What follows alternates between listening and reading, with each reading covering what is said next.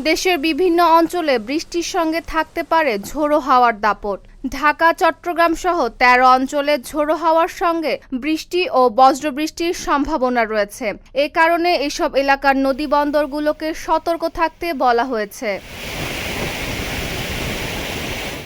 বাংলাদেশ আবহাওয়া অধিদপ্তর জানিয়েছে, সোমবার সকাল ৫টা থেকে দুপুর ১টার মধ্যে রাজশাহী, পাবনা, ঢাকা, ফরিদপুর, যশোর, কুষ্টিয়া, খুলনা, বরিশাল, পটুয়াখালী, নোয়াখালী, কুমিল্লা, চট্টগ্রাম ও কক্সবাজার অঞ্চলে ঘণ্টায় ৪৫ থেকে ৬০ কিলোমিটার বেগে অস্থায়ীভাবে দমকা বা ঝোড়ো হাওয়া বয়ে যেতে পারে। একই সঙ্গে এসব এলাকায় বৃষ্টি অথবা বজ্রসহ বৃষ্টির সম্ভাবনা রয়েছে।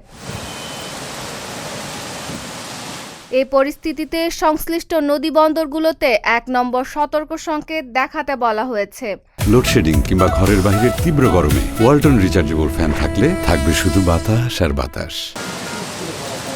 এদিকে ঢাকা ও পার্শ্ববর্তী এলাকায় আকাশ আংশিক মেঘলা থাকতে পারে, হতে পারে বৃষ্টি বা বজ্রসহ বৃষ্টি। দক্ষিণ ও দক্ষিণ-পূর্ব দিক থেকে ঘণ্টায় ১২ থেকে ১৮ কিলোমিটার বেগে বাতাস বইতে পারে।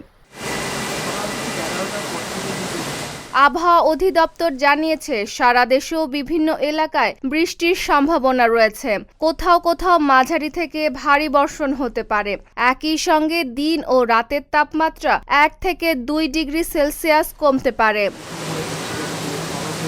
Desk report, Dhaka post.